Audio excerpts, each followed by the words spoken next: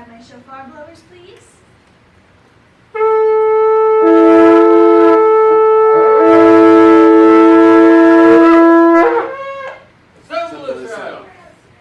Shabbat Shalom.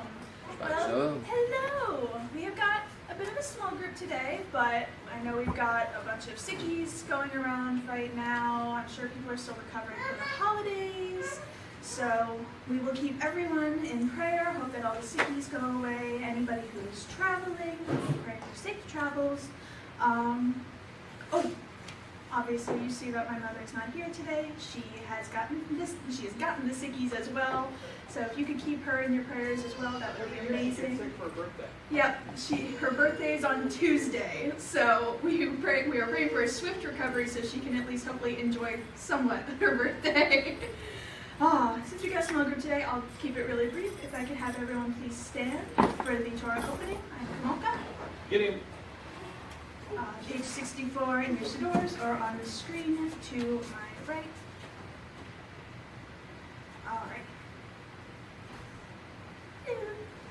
Alright. Page 64 in your sidors for the Ein Kamoka. Alright. Ein Kamoka Be'Elohim Yahoveh Va'eh Kemosecha Malchutka Olamim U'Milshataka Rekodor Vador Yahoveh Melech Yahoveh Malach Yahoveh Imloch Le'olam Va'ed Yahoveh Osle'amo Yitei Yahoveh Yivarech Et Amo V'Shalom. There is none like you among the Elohim, Yahweh, and there is nothing like your works. Your kingdom is an everlasting kingdom, and your dominion is throughout all generations. Yahweh reigns, Yahweh has reigned, Yahweh will reign forever and ever. Yahweh will give strength unto his people, Yahweh will bless his people with peace. Amen. Now we will get started. Should I take this out? Or should I leave it? Just wheel it over. Okay. I just get worried that I'm going to run the cord over for some reason. I It's know, but I always feel like I'm still going to do it though. Okay. Oh, yeah? Yeah.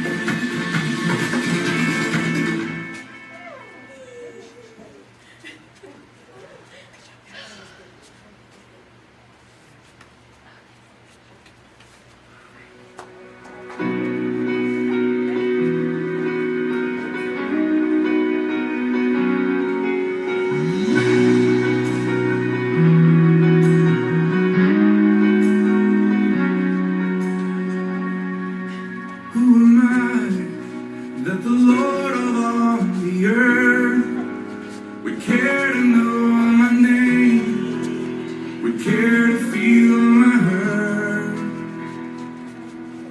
Who am I that the bright and morning star would choose to light the way for my ever-wandering heart? Well, not because of who I am, but because of what you've done. Not because of what I've done, but because of who you are. I am a flower quickly fading, here today and gone tomorrow. A wave tossed in the ocean, vapor in the wind, still you hear me when I'm calling. Lord, you catch me when I'm falling, and you told me who I am. I am yours. I am yours.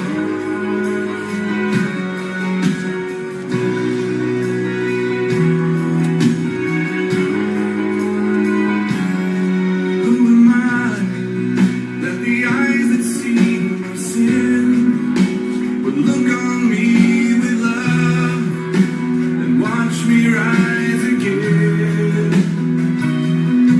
Who am I that the voice that calmed the sea would call out through the rain and calm the storm in me? Not because of who I am, but because of what you've done. Not because of what I've done, but because of who you are.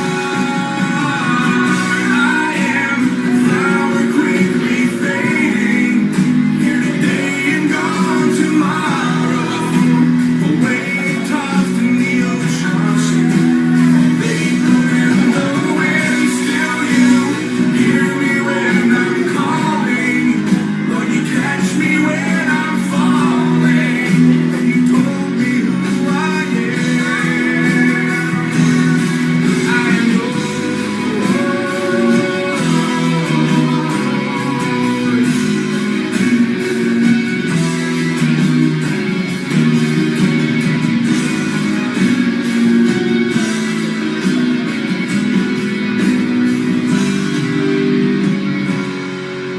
Not because of who I am, but because of what you've done. Not because of what I've done, but because of who you are. I am a flower quickly fading, here today and gone tomorrow. A wave tossed in the ocean, vapor in the wind, still you hear me when I'm calling. Lord, you catch me when I'm falling. You told me who I am.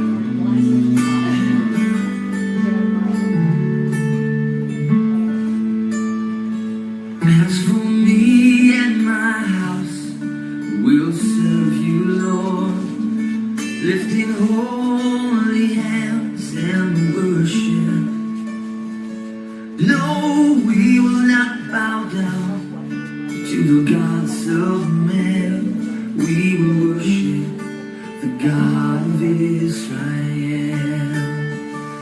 You are holy, holy. There is no one else like you. You are holy, holy. There is no one else like you, Lord.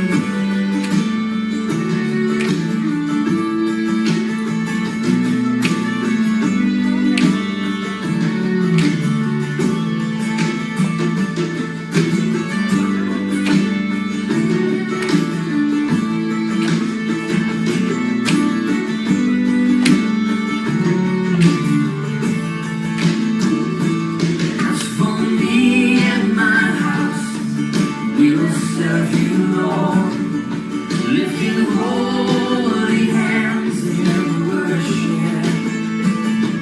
No, we will not bow down to the gods of man. We will worship the God of Israel. You are holy, holy. There is no one else like you. You are holy, holy. There is no one else like you. There is no one else like you, Lord.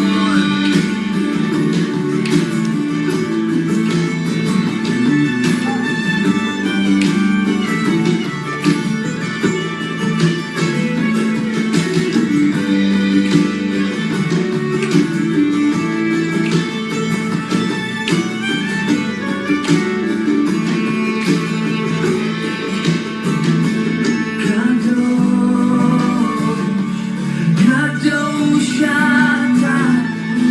Kamocha Adonai.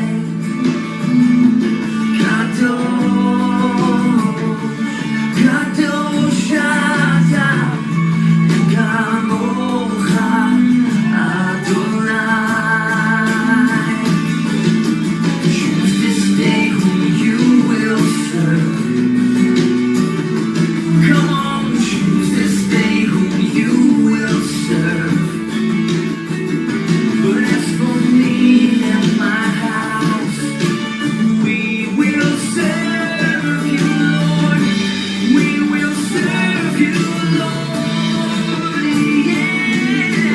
We will not bow to the gods of man. We will not bow to the gods of man. We'll worship the God of Israel.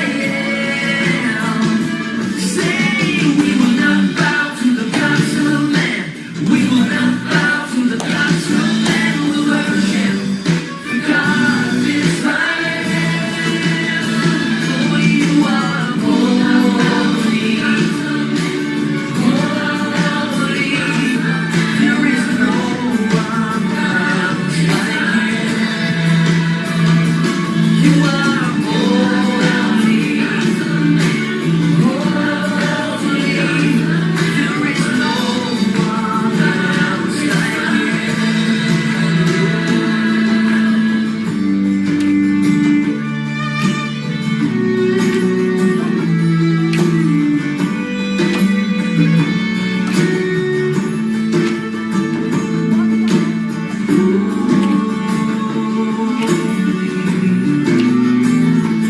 You are holy.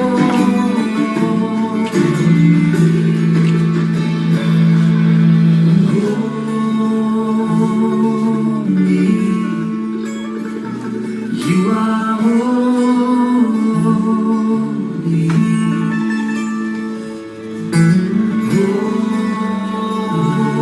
Holy. There's no one else like you.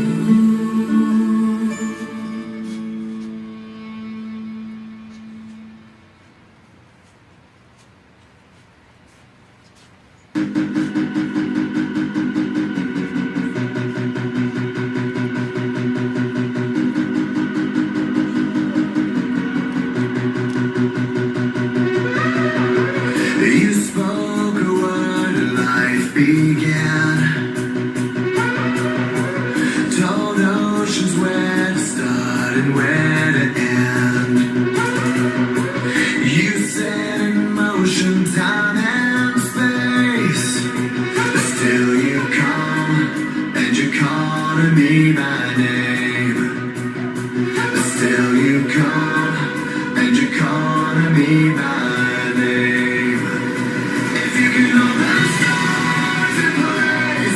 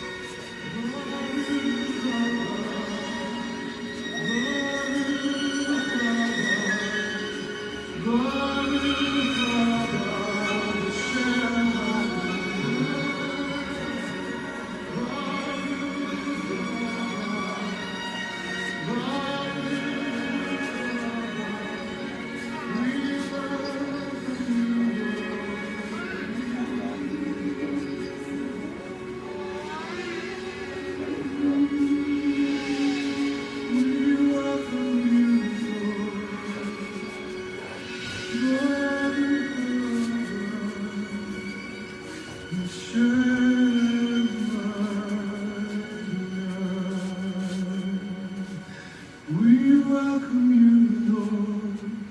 Baruch haba Hashem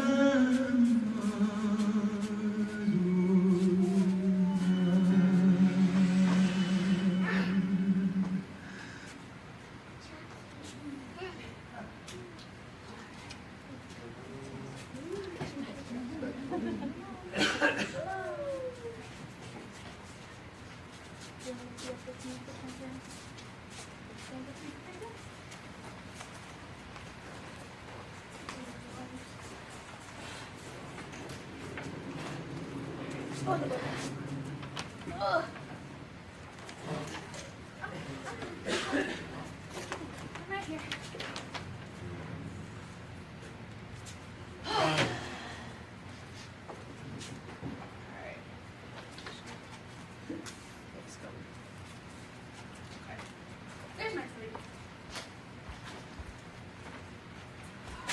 Right where you left it. Where I left it. Alrighty. Am I on? How about now? Still on. I'm still here? Okay, good. Well, we have a few more stragglers. Shabbat Shalom, everybody. I will reiterate, the people that were here before worship, congratulations, you get to hear me say it again. Mom is sick today. I believe it is some sort of sinus infection. She's on antibiotics right now, but she's pretty much got what everybody else has got right now, so keep her in your prayers. Her birthday is on Tuesday, and I really want her feeling somewhat better by then, so can we put a rush order on that, everybody?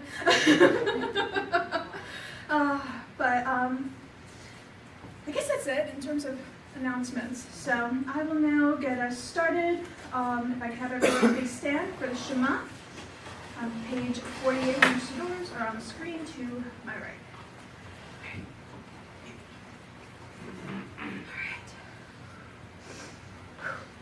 Shema Yisrael, Yehovah Eloheinu, Yehovah Echad, Baruch Shem Kevod, Malchuto, Leolam Vaed.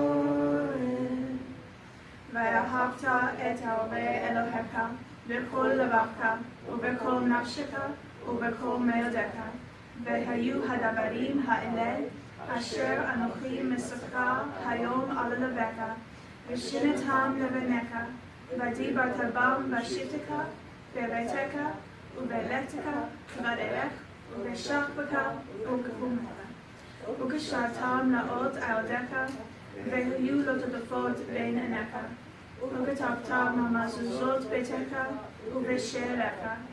Hear, O Israel, Yahweh is our Elohim, Yahweh is one. Blessed is the name of his glorious kingdom for all eternity. And you shall love Yahweh your Elohim with all your heart, with all your soul, and with all your might. And have these words which I command you this day be upon your heart. And you shall teach them diligently to your children, and speak of them when you sit in your house, when you walk by the way, when you retire, and when you arise. And you shall bind them for a sign upon your hand, and let them be frontlets between your eyes. You shall write them on the doorposts of your house, and upon your gates. Ve'ahavta l're'echa k'mocha. And you shall love your neighbor as yourself. Thank you so much. You may be seated. I will now turn things over to Rabbi. Also called that. Shabbat Shalom! Actually, let me move this up a little bit. You don't need to get quite this far back. I wasn't allowed to push it forward. There we go. And now I feel closer to you. That should be a good thing. Shouldn't it? Actually, let's turn these off. Rabbi, turn your mic on, please. Oh, am I not on? Yes, sir. Shabbat Shalom. There we are. Today is Parashah 13, Sh'mot. This Parashah starts the book of Exodus. And we're going to begin by reading the first 14 verses. Exodus chapter 1, verse 1. These are the names of the sons of Israel who came into Egypt with Yaakov. Each man came with his household. Reuben, Shimon, Levi, Yehuda, Yitzchar, Zebulun, Binyamin, Dan, Naphtali, Gad, and Asher. All told, there were 70 descendants of Yaakov. Joseph was already in Egypt. Joseph died, as did all his brothers and all that generation. The descendants of Israel were fruitful, increased abundantly, multiplied, and grew very powerful. The land became filled with them. Now there arose a new king over Egypt.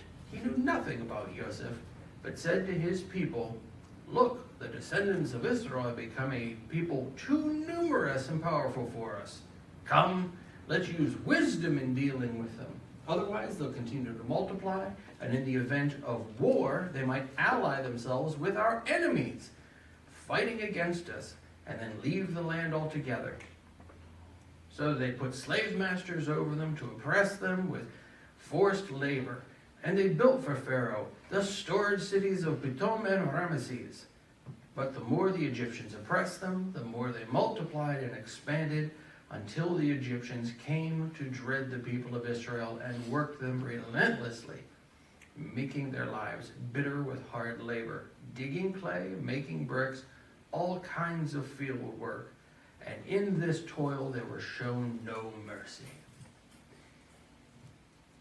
Has this part ever bugged the heck out of anybody else? I hate this part. You end the book of Genesis and the Hebrews are riding high. Joseph is second only to Pharaoh. He's a king. Everybody's a hero. Everything's going great. And you turn the page expecting to hear the next exciting adventure of Joseph and the Israelites. And everybody's a slave. I can't be the only one that thinks, I must have missed something. And surely this section does kind of gloss over some things may have happened. Joseph died, everybody died, the Pharaoh died, there was a new Pharaoh. But I want to know, how did we get here? How did we go from being here to being here? How do we go from being 70 people to 3 million people? What happened? How could it go that wrong? They were in Egypt longer than the United States has been a nation. Let that sink in. The time between the end of Genesis and the beginning of Exodus represents a time longer than the United States has been a nation.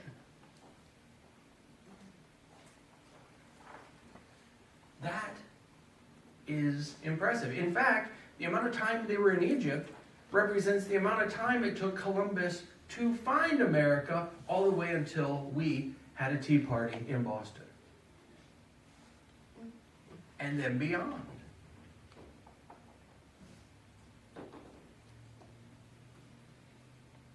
So I want to know. Well, luckily, the book of Jasher contains the account of all the events. So today I'm going to read excerpts from the book of Jasher, chapters 56 through 67.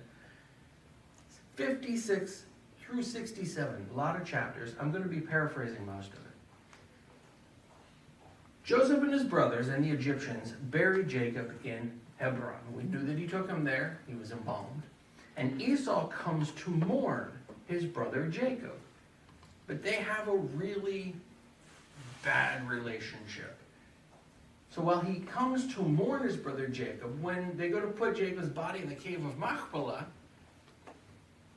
Esau says, no, I'm going to go there. I'm the firstborn. I go in that cave. Jacob can't go. So a fight starts. The descendant, Esau and his descendants, Jacob's descendants, And Cushim, the son of Dan, kills Esau and cuts off his head. Now, lest you think that's extreme, remember that leading up to the lentil soup fiasco, Esau had cut off the head of Nimrod. So this is something that happened a lot in battle. So Shittim kills, the son of Dan kills Esau, cuts off his head, and the sons of Esau lose heart, and they run away. Joseph buries Jacob, and Jacob is mourned for 7 days there. But the sons of Esau continue to wage war against the sons of Jacob. And Jacob slays about 80 of the sons of Esau without losing any of his sons. And Joseph takes Zepho, the son of Eliphaz, the son of Esau, and 50 of his men captive. So at this point, Joseph actually takes Esau's grandson captive, along with 50 men. The sons of Esau flee to Mount Seir, and they assemble the sons of Seir into an army. Now, do you remember when Jacob was coming back and he was sending messages to Esau? You remember who Esau went to supplement his men and got 340 men? Those are the sons of Seir, same guys. So the sons of Esau go to the sons of Seir and they go, whoa! When Jacob was coming back, you sent men with us. And they went, yeah, we remember how that turned out. He gave you guys a bunch of gifts. Well, okay. Bad example. But his son Joseph, the guy in Egypt? Yeah, the guy in Egypt. We attacked him and he kicked our butts, killed about 80 guys, and then took Zepho, Esau's grandson. The bucktooth kid? Shut up. Took him hostage with 50 men. So let me get this straight. You bunch of yutzes, decided to go attack the king of Egypt. Well, it sounds stupid when you say it. No, it sounded stupid when you said it. How did it turn out again? Killed about 80 guys, took Zepho, 50 guys captive. All right. Well, what do you want us to do? Well, we want to raise an army and go save Zepho. Remember, that's Esau's grandson. So they do. They raise a great army. Now, why in the world would these guys go against Egypt? Why would they do this? Do you remember how Joseph came into power? Great. He had grain, and everybody started to come and pay for grain. It enabled Pharaoh to consolidate his control over Egypt because eventually the people ended up giving their land and everything. But every other nation around was also sending representatives over to Egypt. And Egypt had acquired a lot of the wealth of the surrounding nations. A lot of the surrounding nations were kind of ticked off at Egypt. A lot of them were kind of ticked off at Joseph. So they raised, by some accounts, up to 600,000 men. And they went down to free Zepho. But Joseph and the Egyptians won, causing the sons of Seir and their army to retreat all the way back to their land. And once there, the sons of Seir blamed Esau for leading them into battle and causing them to lose so many men. Remember that this is the second time that they have gotten the sons of Seir involved. They've just taken a major hit, lost a lot of men. Like I said, some accounts in Jasher talk to, say, upwards of 600,000 men were killed. So they kicked the sons of Esau out of their land. Get away. You're nothing but trouble. We never should have listened to you. So the sons of Esau sent to King Angeus, the king of Africa, to help them against the sons of Seir.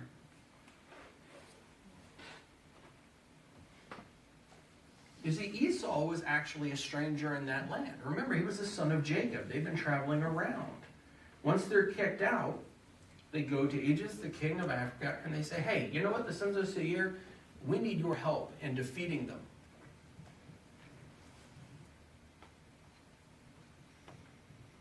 And the sons of Seir turn and send to the children of the east and the Midianites for help. And there's a great battle which lasts for 3 days. And finally the sons of Esau prevail and they wipe out the entire population of the sons of Seir and take over their land. That's how the land of Edom became a thing. That's how the Edomites got their land.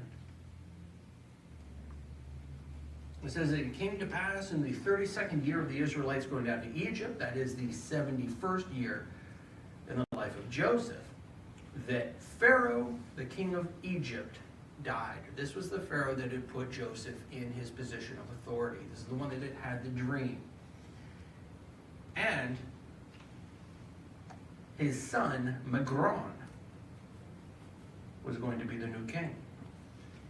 But Magron was young, and the Pharaoh did not trust that his young son was going to be able to continue the prosperity, especially considering that times were crazy. There were a lot of wars going on. So Pharaoh commanded Joseph to be a father to his son Magron, and said that Magron should come under the care of Joseph.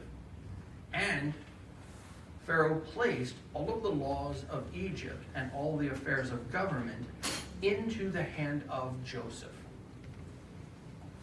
So now Magron is living in the palace and he's the king. He's the Pharaoh. But Joseph is now in charge of everything. All the laws, all everything. And he's living over in Goshen.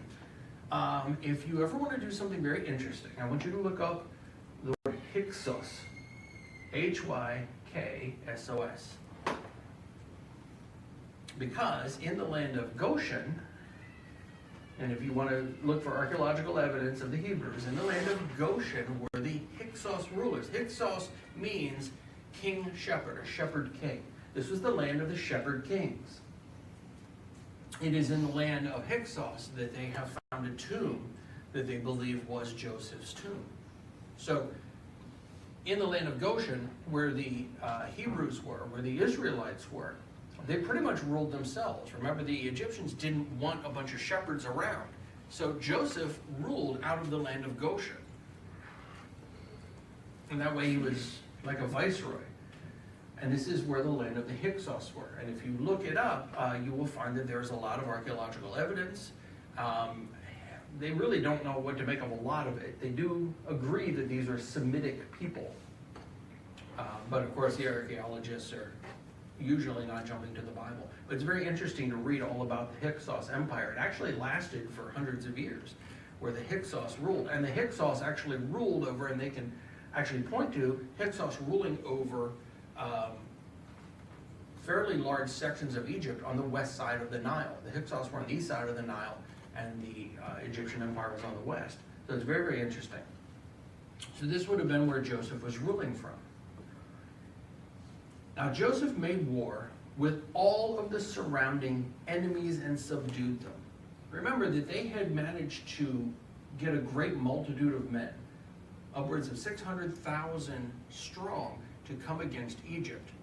And though they were beaten back, Joseph realizes that they are effectively in the middle of a hostile group. So he wages war against all of the surrounding enemies and subdues all of them all the way up, including the Philistines, to the very border of Canaan itself. And once they're under his power, he gives them a yearly tax. So now that he's subdued all of these lands, he's taxing all of them every single year. And now the sons of Jacob dwell in the land securely all of the days of Joseph. This is the reign of the Hyksos, or these shepherd kings. And this is all historical. You can look it up and read about it. At that time, the Israelites are fruitful and they multiply a lot. And they serve Yahweh all their days, as their father Jacob had commanded them. And then it came to pass at the end of many years that the children of Esau were also fruitful and multiplied, and they resolved to go and fight with the sons of Jacob, and finally to deliver their brother Zepho, the son of Eliphaz, and his men. Sons of Esau sent to all the children of the east, to Angeas the king of Africa. They also sent to the children of Ishmael. And they had a great army, and they went down to Egypt to fight against the sons of Jacob, and they encamped by Ramesses. It says that Joseph went forth with his brothers and his mighty men, about 600 men, and they fought with them, and again they won. None of the house of the sons of Jacob died. And all the people of the children of Esau, the children of the east, they all returned home in shame. And the children of Esau went no more to fight with the sons of Jacob. They had now gone against Egypt twice, trying to free Zepho. Lost both times, returned in shame, and decided we're done with it. And from that day forward, the sons of Esau knew about the valor of the sons of Jacob, and they were afraid. But from that day forward, the children of Esau hated the sons of Jacob. And the hatred and enmity were very strong all the way up through their history. And Joseph, the king of Egypt, and his brothers, and all the children of Israel dwelt securely in Egypt, and they ate the best of the land all through the life of Joseph. And he died when he was 110 years old. Now, after his death, Pharaoh took over. This would have been Magron. So now Magron is a grown man, and he now takes back all the laws and everything, and now the Israelites come under Egyptian rule. Up until this time, Joseph was pretty much in charge of everything, and the Hyksos kings were allowed, in their land of Goshen, they kind of were on their own. Now, they fully come under Egyptian rule. So this is a different time. And Magron reigned securely over them. After the death of Joseph, Zepho finally escapes. And he goes to Aegeus, the king of Africa. And because he was a man of renown and valor, he was eventually made captain of Aegeus' armies. But he constantly tries to get Angeas to go to war against Egypt to avenge his captivity. But Angeas wants nothing to do with it. In the 72nd year of the Israelites going to Egypt, Zebulun dies at 114 years old. In the 75th year, Simeon dies at 120 years old. Finally, Zepho gets Angeas to agree to go to war against Egypt. But first, Angeas wants to consult with a young man who's wise in the art of witchcraft, named Balaam. Oh, no, this is before. Understand, by the time we see Balaam in the biblical story, he's been around for a long time. He's an old man at that point. This is where he's still a young man. Balaam tells Angeas that if he fights the Egyptians, he will lose, so Angeas refuses to go to battle. If you read from this account on, if you read the book of Jasher, you'll see Balaam popping up all over the place. Balaam was in Africa. He went around all over, pretty much went to the highest bidder. If you were a king that was powerful and you won, Balaam would go there. He'd be in your court. He was in the Egyptian court. Janus and Jambres, the two sorcerers that threw down their staffs too and turned into snakes that got eaten, those were Balaam's sons. So by the time we read about Balaam, and Balak, Balaam is well known. He's been around. Everybody knows him as a great and powerful man.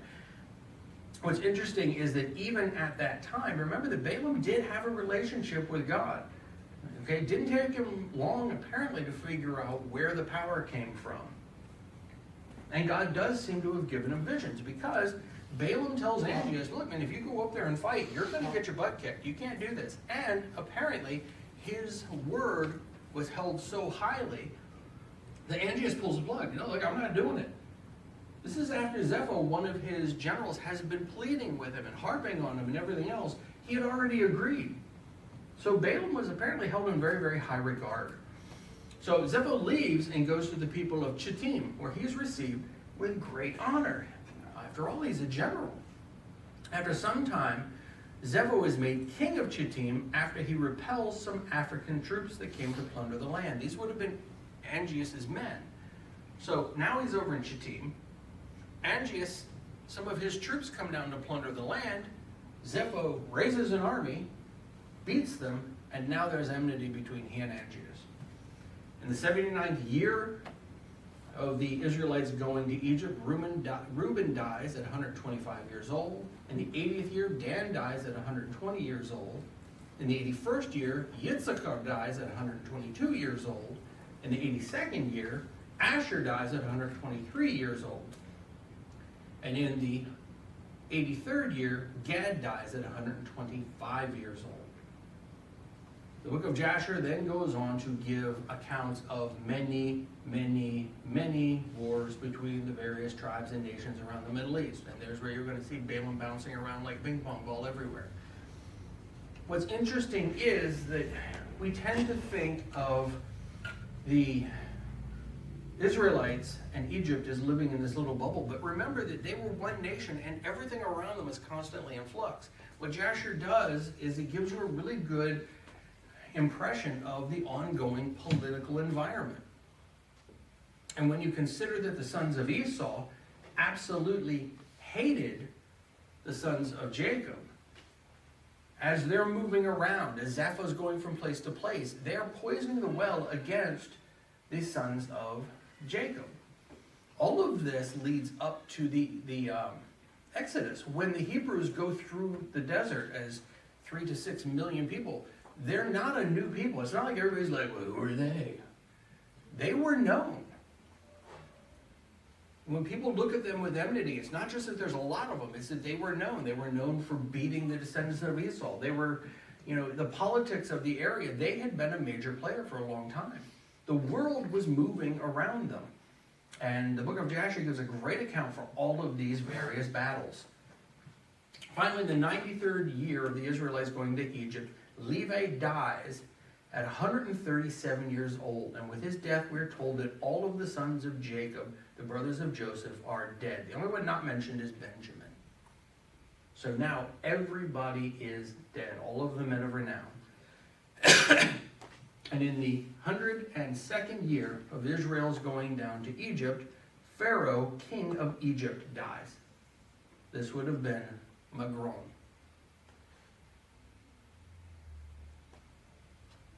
With this, his son Melol becomes Pharaoh. And all the mighty men of Egypt and all that generation that have known Joseph or had known Joseph and his brethren died. So it's at this point, all of the sons of Israel are dead. All the great men of renown are dead. Magron, who was raised by Joseph, is now gone. And his son Melol, who doesn't know Joseph, takes over. Everybody who remembered every good thing that Joseph and his brothers did is now gone. It says that another generation rose up in their stead which had not known the sons of Jacob. Therefore, all of Egypt began from that day forth to embitter the lives of the sons of Jacob and to afflict them with all manner of hard labor, because they had not known their ancestors who had delivered them in the days of famine. Now Angeas joins his forces with his brother Lucas's forces into a great army to attack Zepho, who is now the king of Chittim. And all the children of Chittim say to Zepho, listen to this, pray for us to the God of thy ancestors, for we have heard that he is a great God and that he delivers all who trust in him. Now, why in the world would the Chittim say this to Zepho? Who was Zepho's grandfather? Esau. Who was Esau the son of? Isaac. Yitzhak. He was the grandson of who? Abraham. Remember that as Abraham's grandson, as Isaac's son, the God they're talking about is the God of Israel, the same God of Jacob. And this is well known. So these people are like, whoa, whoa, whoa, whoa, whoa. God's done great things for those people. Isn't he your God too? You know he is. We tend to lose sight of the fact that Esau's sons were still sons of Yitzhak, the son of promise. We're not even talking about the sons of Ishmael, who are still also technically sons of Abraham. They are still of that line. Now the line does go all the way down through into the 12 tribes, but Zepho still has the ancestry to approach the God of Abraham and Yitzhak. Zepho hears their words, and he sought the Lord and said, O Lord God of Abraham and Yitzhak, my ancestors, this day I know that thou art a true God, and all the gods of the nations are vain and useless. Remember now this day unto me thy covenant with Abraham our father, which our ancestors related unto us, and do graciously with me this day for the sake of Abraham and Yitzhak our fathers, and save me and the children of Shittim from the hand of the king of Africa, who has come to do battle against us. And God listens to his prayer, has regard for him, and he delivers Zepho and the children of the Shittim, and they defeat Angeas and his people.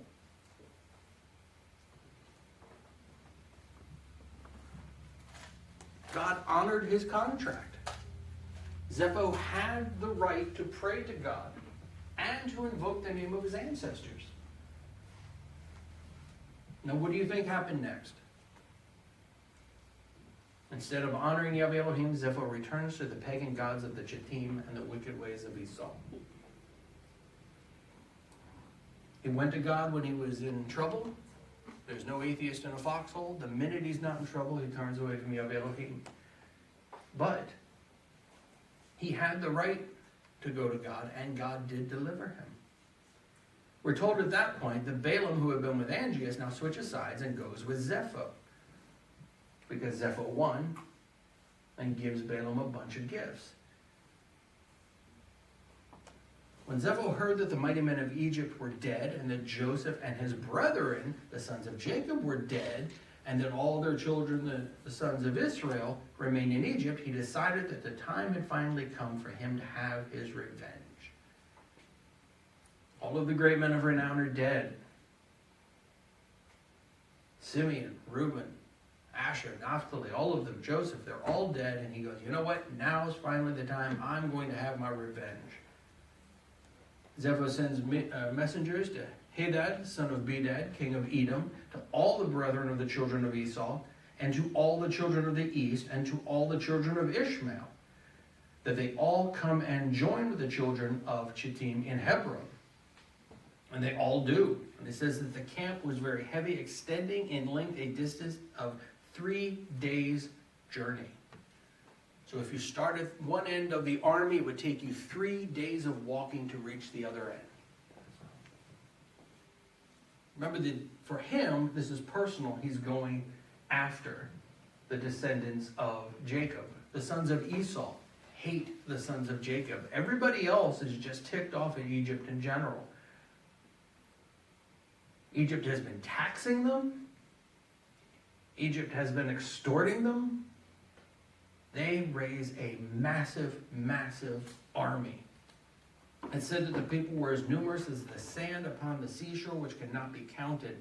And all these kings and their hosts went down and came against all of Egypt in battle and encamped near the valley of Pathros.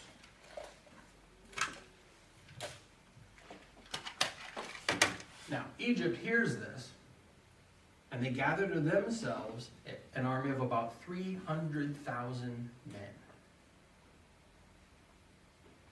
And they also sent over to Goshen and said, we need some fighting men.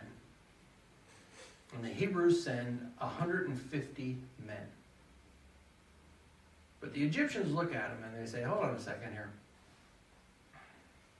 These guys aren't Egyptian. No. In fact, They're actually related to Esau and Ishmael. They're cousins. Why don't you guys stay here? And we're going to go fight. And if things go badly, we'll call for you, and then you should come in and try to help. Now, Zepho asked Balaam to use divination to find out how things would turn out, but Yahweh Elohim kept Balaam from being able to know anything. So he goes, I don't know. On the day of battle, the Egyptians faced the forces of Zepho alone without the Israelites, and they were overwhelmed and fled with the forces of Zepho in pursuit. And they cried out to the children of Israel, hasten to us and assist us to save us from the hand of Esau, Ishmael, and the children of Chittim. And now is where the weird question comes in. We have an army that's 3 days walk across, being confronted by an army of 300,000 Egyptians. They clash, the Egyptians will get their butts handed to them, and they call over to 150 dudes. Save us! How in the world are they going to help? Compared to an army of 300,000, what's 150? Compared to an army that's 3 days across, what is 150? How do armies fight? Well, the generals sit on their horses with their fancy hats, and they send in all of the volunteers and the plebes, and they clash. But remember that these are the forefathers of Judah Maccabee. How did Judah Maccabee win his battles? Did he go army versus army? No. He looked around the battlefield, saw the man with the fancy hat, and said, let's go kill that guy. We're told, where are we? The 150 men of Israel ran to the camps of the kings. They cried unto the Lord their God to deliver them. And the Lord hearkened to Israel and gave all the men of the kings into their hand. And the children of Israel smote about 4,000 of the king's men. When Israel came into the battle, they didn't run to the front lines against the massive multitude of army that had just kicked the crap out of 300,000 Egyptians. Only an idiot would do that. 300,000 people come up. At this point, probably much less. But anyway, let's say 100,000 men run up. You and your 149 friends, save us! And you go, yeah, I got this! Even as a Florida man that has been known to drink too much, there's not enough beer to make me take on that fight. Instead, the Israelites do what the Israelites do best. They looked at the multitude of men and went, none of them need to die. Who needs to die? Well, you know, there's an entire camp full of kings. Really? Are they well armed? A couple guards. Huh. How many of them are there? I don't know. Maybe 4,000? I like that math. So they ran in where the courts were. There's courtesans. There's kings. There's eunuchs. This is not the frontline soldiers. These aren't the men with the pointy spears. They attacked the people giving the orders. And they killed 4,000 of them. What happens to an army dependent on the officers and the kings to tell them what to do when the kings and everybody else go screaming and running back? They fall apart. It falls apart. Who's going to pay me? I'm an Alquan. They're not there because they're going to get any glory. They're there because they've been commanded to. When their kings retreat, the army stops fighting. There's no glory in it for them. They're not going to get land. They're not going to get wealth. If any of these kings had conquered Egypt, you know who wasn't going to get any of that? Ahmed the crap herder.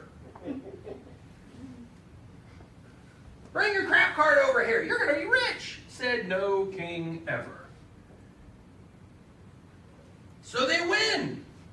The kings flee. They go all back. And the children of Israel are now chasing after them, killing them in the road. These guys can't even slow down. And the Egyptians go, woo, we won. Wait, we won? How did we win? Wait, we didn't win. How did... Oh. And now they're scared. They managed to turn back this army with so few men. And it was at that point that they realized that if they could do that to them, they could do that to them.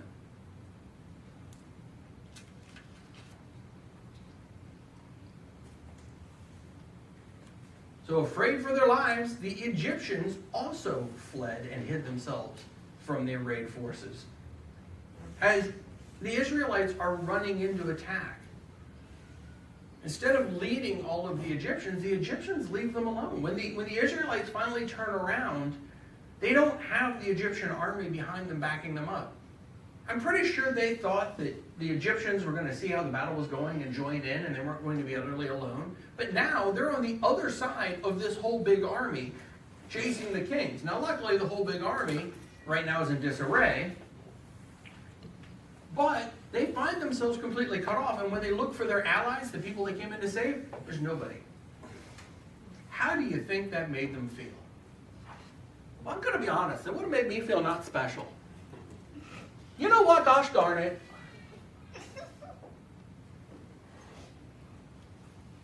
I don't mind coming in here and kicking the crap out of people, but I want a little bit of appreciation. So the Israelites come back, and they find the Egyptians hiding. And now is where they show a lack of judgment. They are angry. They're in a bloodlust. So they go, smite, smite! He's an Ishmaelite! He's an Edomite! He's from the children of Chittim! And they stand over and they slay the men of Egypt. It says that they killed about 200 of them. And all the men of Egypt saw the evil which the children of Israel had done to them. And all of Egypt feared them greatly. So this has done two things. Remember, this is the generation that doesn't know about the greatness of Joseph. This is the generation that doesn't remember the glory days of the Hyksos kings. This is the generation that's already looking at them like, well, they're not really us. They're kind of more them. Maybe we shouldn't trust them. And they finally call in the Israelites in their desperation, and the Israelites do exactly what the Egyptians hoped they would. They win the battle. But then they turn around and attacked the Egyptians, confirming to the Egyptians that they really are the enemy. Now, you can say that they were justified in their anger, but were they really? The Egyptians that were hiding, they weren't openly attacking the Israelites. The Israelites could have come back, scoffed at them. But they could have gone back as heroes. But instead, after killing 200 Egyptians, they come back, and all they've done is secure that the Egyptians really should be terrified of them. This was truly an evil act. And it could be argued that this is what set the stage. If they had gone back just as heroes, saving the day, it might have gone a long way toward reasserting to the Egyptians why the Israelites were so valuable to begin with. If 150 of these guys could turn the battle after we couldn't, maybe we really should keep them in a good position. Maybe we really should rely on them. After all, they saved our bacon.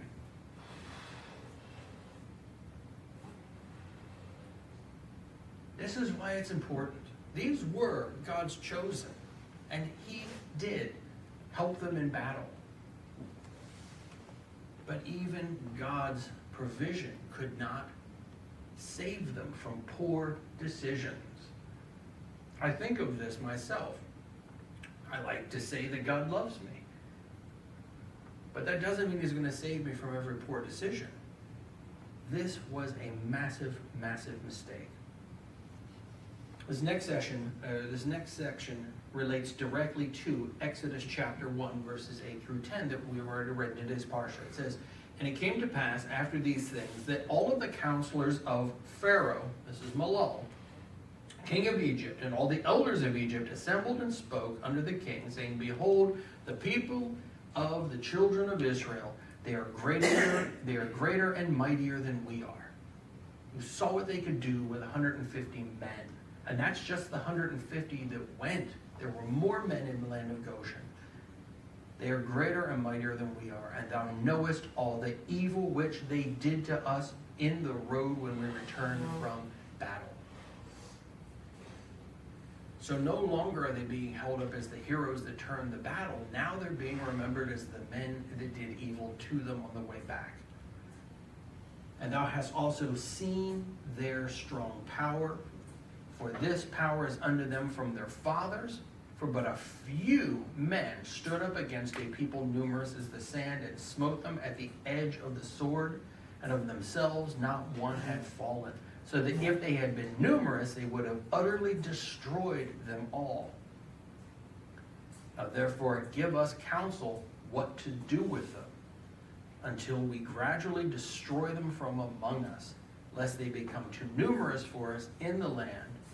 For if the children of Israel should increase in the land, they will become an obstacle to us. And if any war should take place, they with their great strength will join our enemy against us, fight against us, and destroy us and go away from the land. That's almost a direct quote from Exodus. So now they realize that they have an enemy in their midst, an enemy that is already proven to be not only strong, but vicious. An enemy that has already turned around and bitten them. And I ask you, as an Egyptian, are they wrong? Is that great evil what you heard? At first, when you read it in Exodus, it sounds like evil. It sounds like, well, they were just nothing but good guys, man. And as soon as Joseph dies, they don't even remember nothing. Why in the world are they like, oh, they're going to turn against us and join our enemy? Why would they say that? Because they have been attacked. You can't argue with their logic. If 150 of them managed to do that, imagine when all of them decide to attack us. This is a legit problem. So the king answers, this is the plan. In the land are Pithom and Ramesses. You mean the two unfortified cities? Yes, the two unfortified cities. With everything going on, I think it'd be a good idea for us to build them up and fortify them, don't you? Yeah, that probably would be a good idea. Not a problem. Send out to all the men of Goshen, Pathros, Egypt, send out to everybody that we're going to fortify these two cities. And tell them to hire anybody that can come, and we will pay them daily wages. Invite the Israelites. Tell them how strong they are. Get everybody involved. Okay, what's that going to do? Well, it's going to do two things. We're going to fortify these cities. And what you're going to do is everybody's going to come together, and we're all going to do it together. And one or two a day of our men are just going to leave. They're just going to trickle out. Until eventually, only the Israelites are going to be building the cities. And then we'll turn around and we'll become their masters. So that's what they did. The servants of Pharaoh built with all of Israel, and they were employed in that work with Israel for 1 month. And at the end of a month, all the servants of Pharaoh began to withdraw secretly from the people of Israel daily. And at the end of 1 year and 4 months, all the Egyptians had withdrawn. You've all heard about the frog in the frying pan? It took 1 year and 4 months. Was it 1 year and 4 months? 1 year and 4 months. It took 1 year and 4 months for all of the Egyptians to go away. So every day for over 1 year, all the Israelites are going in and they're working and they're doing their jobs and everything else. And every day there's just 1 or 2 less Egyptians. They don't even notice. Or if they do notice, they're probably off doing something else. We're building up the entire city. Hey, where'd all the Egyptians go? Well, we have them over on the north side. They're working on a moat. What's a moat? It's like a pool, but with alligators in it. Shut up. Just go back to work. So it took them 1 year and 4 months. But finally, the Israelites are all alone. And after the Egyptians had withdrawn from the children of Israel, they returned and became oppressors over them. Now when they come back, they see the guy they used to be working next to, except he's got a whip. And it's like, that's cool, where'd you get the whip? Not a problem, they gave it to me for you. You got one for me? Not quite. And then they stopped paying them. Up until now, they'd been paid. And we all know, you'll put up with a lot of crap for a paycheck. But now all of a sudden they aren't paid. Now some of the Israeli men decided to fight back, but now all of the Egyptians are taskmasters, and they kicked the heck out of them. There weren't that many that rose up, but they got put down. And the people just knuckled under, and this became their new normal. They still got up because human beings are creatures of habit. They still got up, they still went to work. They weren't getting paid, but they were still getting their expenses done. They were still had a place to live. And it's amazing what we will put up with for a little bit of comfort, and because it's what we're used to. Well, no, it sucks. Remember when we used to get paid? I know, but you know what? We still got a place to live. We still got our crops. We still got our kids. Everything's going on. You know, it's not that bad. Really, Margaret? It's not that bad? Did you get whipped today? I don't think you got whipped today, Margaret. All I'm saying is, go to work, Morty. We don't need... Do you know what it's like to try to relocate? I mean, you know, the descendants of Esau, they hate us. Where else are we going to go? Now they're stuck. Now the Egyptians thought, man, we are going to work them to death. And because they're out there working every day, they're not going to see their wives. And when they go home, they're going to be too tired to do anything else, which means they're going to die off. But little did they know that the Lord had given them a mighty libido. And yeah, they worked a full 14-hour day. But those Israelite women were relentless. What are you doing, Morty? I'm tired and I'm going to bed. Really? You're going to bed, huh? No. Oh, yeah.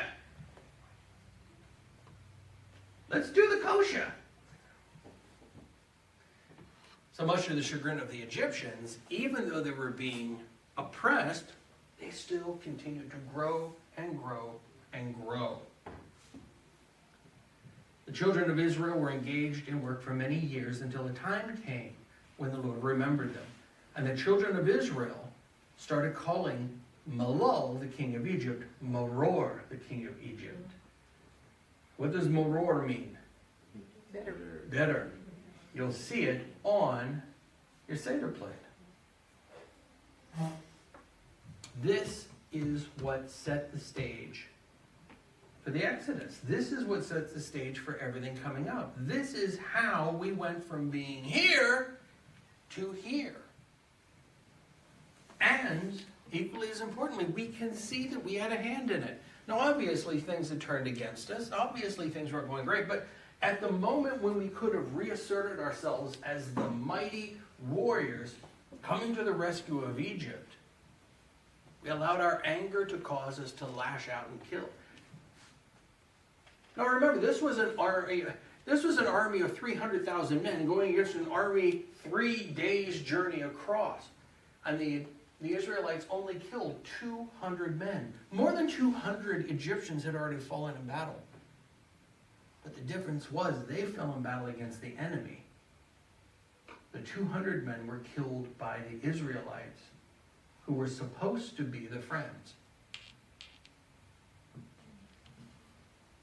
The stage is now set for Yahweh to send a redeemer to the children of Israel to get them out of their captivity. I hope that this lesson has filled in some of the gaps so that the next time you go from Genesis to Exodus, you realize that a lot of time has gone by. You realize a lot of politics has happened. This wasn't just in a bubble. When Moshe brings the Israelites out of Egypt, the surrounding people already have a history with them. They are well known. And when Balak asks Balaam to go against them, Balaam's like, not these guys. Hold on, pump the brakes. You have no idea. Oh, you've heard of them before? Oh, yeah. I remember when I was employed by Zepho. Zepho, the guy from Chittim? Yeah. And before that, Angius. Angius, the guy from Africa? Yeah. Before that, I saw him in the Egyptian court. These guys are nothing but trouble. Trust me, nothing but trouble. We see that there's been an entire history, an entire political upheaval. I mean, the entire area has had war after war. The Israelites have been at the center of all of it. And now the land of Edom, the descendants of Esau, hate them. I mean, this is the socio-political environment that the Exodus happened into. It wasn't a bunch of people going, what's that? I don't know, it looks like a couple thousand Hebrew hippies, man. Maybe we should leave them alone. They were a force of 3 to 6 million people who were known for being troublemakers, known for kicking the crap out of people. Didn't they attack the very Egyptians they were fighting for? That's what led to all of this. So, the next time you get into the book of Exodus and you read about all of this enmity between the Egyptians and the Israelites, now you have a better idea where all of that came from. When you read that the pharaoh died and that the later pharaohs didn't remember, you now know who that was. And when they say that they are greater and mightier than we are, and that they're going to rise up and go against us, you know why they would think that. Yes? I like this because even in modern day, I always think about like the descendants of Ishmael, you know, and I can kind of write them off as like, oh, they're legitimate. You know what I mean? Like, but you bringing to light like the sons of Esau, they would definitely believe that they are legitimate. Yep. You know, and I'm like, they're two separate people. You know, I just always think of like chosen and then Ishmael is illegitimate, but Esau's are like, they've got a good case, like. And remember that Esau wasn't wrong. Oh, yeah. Jacob really was not a good guy. I know. Okay? When Esau's like, hold on, Seer, come here for a second.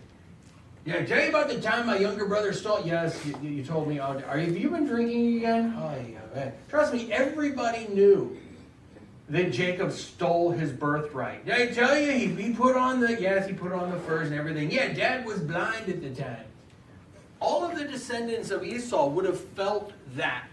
They would have felt that. It would have been like, oh my God, you know, they stole our father's birthright. He killed Nimrod. Our father killed Nimrod, came back, was on death's door, and did his brother lift a finger to help him? No. Instead, he made him sell his birthright for a cup of soup. That's what kind of guy he was. And then later, Dad's going to give a blessing. Asks our father to go up into the field to hunt and kill something because Dad likes his yummy, yummy meat. And when our dad went out, the mighty hunter,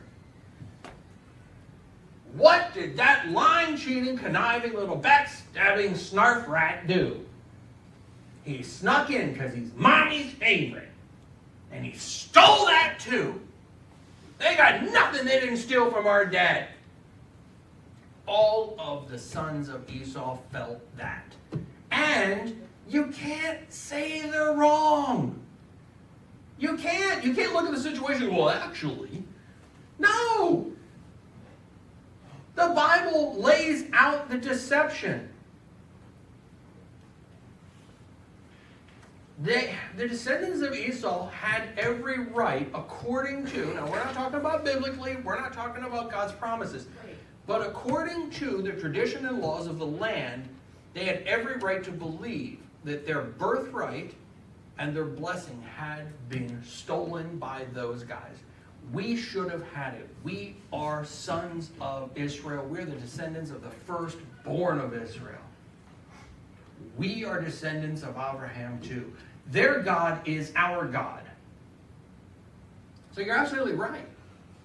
You know, this isn't some foreign people. This isn't even Ishmael. this is the descendants of Esau. Yep, absolutely. The great thing about this lesson is it shows that even when you're blessed by God, if you are still a jerk, people are going to look at you like you're a jerk. I'm a really holy jerk. Really? Really? Really? I don't know why God loves you, but apparently he does, because you're kind of a jerk. So be careful. Even if you are blessed of God, you still have a responsibility to not be a jerk. I hate for people to feel justified in being a jerk. You know, you look at them and it's like, yeah, God may love you, but everyone else thinks you're an a-hole.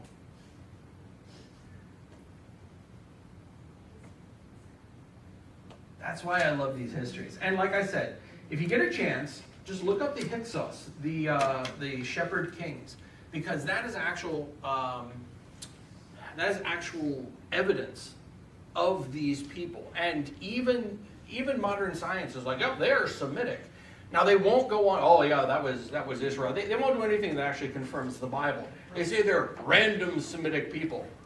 Yeah, too bad there's not a book somewhere that talks about random Semitic people being in Egypt and ruling over them. Wow, if only that existed. But it's very, very interesting because it talks about how much of Egypt they actually ruled. And interestingly enough, they're found in the land of Goshen, the very place that the Bible says that they would have gone. So yeah, look up the Hyksos kings, and I think you'll find it very, very interesting, the Hyksos rulers. Okay. Any questions?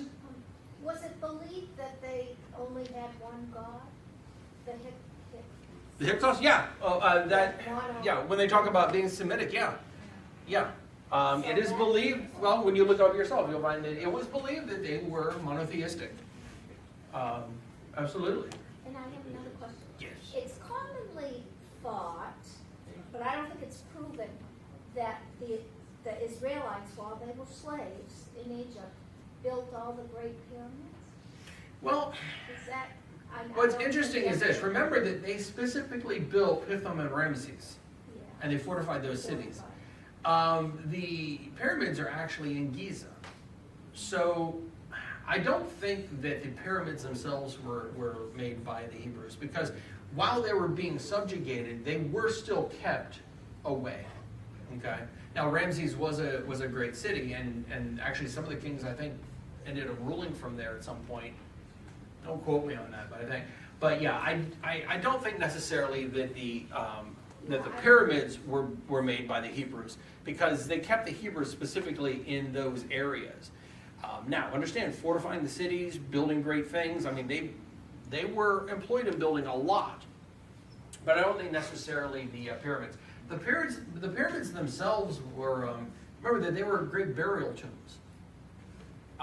And while they probably did use some slave labor, that was fairly technical work, and there are records of how many tradesmen were used in building the pyramids.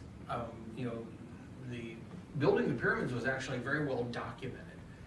So I don't necessarily agree with, I'm not saying there might not have been some Hebrew slaves, or that there weren't some slaves, but for the most part, I think that the construction of the pyramids was actually done more by skilled labor.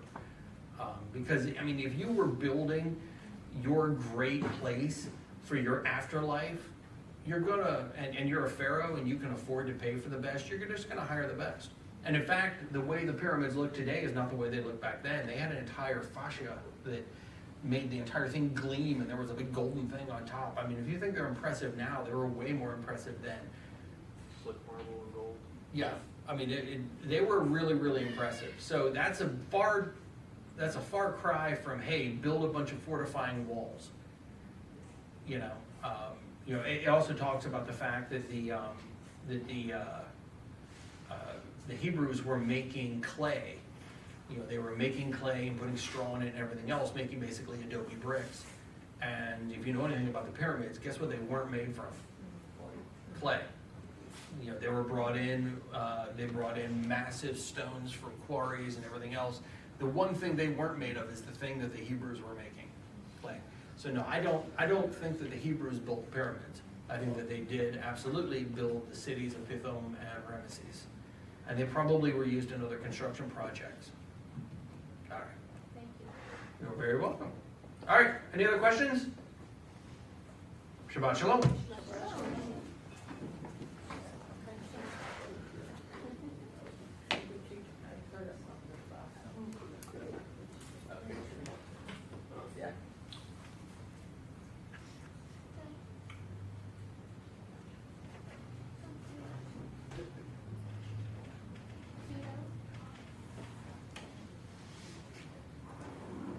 I tried not to.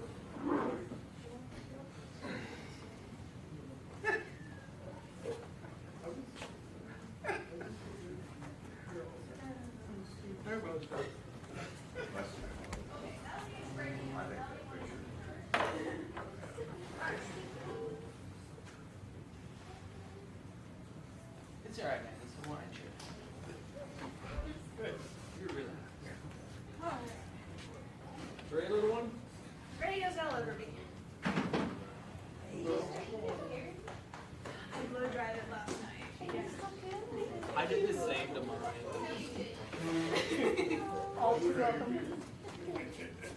I'll blow dry your beard, dude. I'll do it. I have a brush attachment just for it.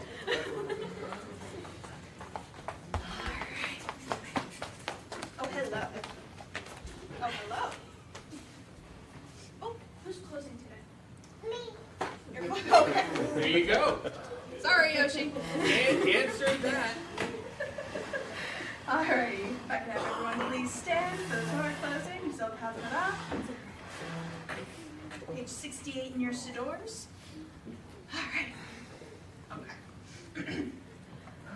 וזאת התורה אשר שם משה לפני בני ישראל על פי ההורה ביד משה. And this is the Torah that Moses placed before the children of Israel at the command of Yahweh through Moses' hand. Now I can do the blessings over the board. Very, very careful. Yay! Good job. Look how Katie's like, get to your spot, Uncle Bob.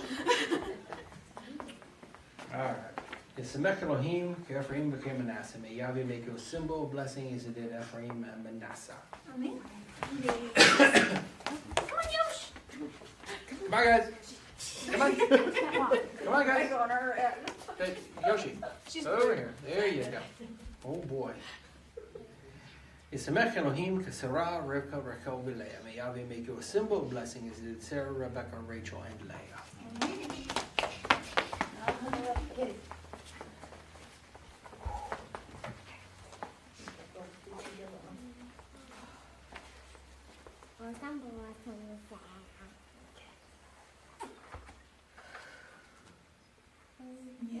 Yevarecha Yahweh ve'yishmerecha Yair Yahweh panav alecha v'yikunecha Yisa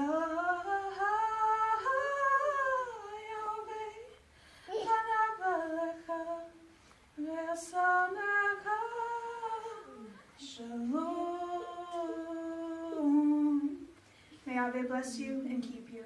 May Yahweh make his face shine upon you and be gracious to you. May Yahweh lift up his countenance upon you and give you peace. And the congregation responds, Yehi Ratzon. Shabbat Shalom.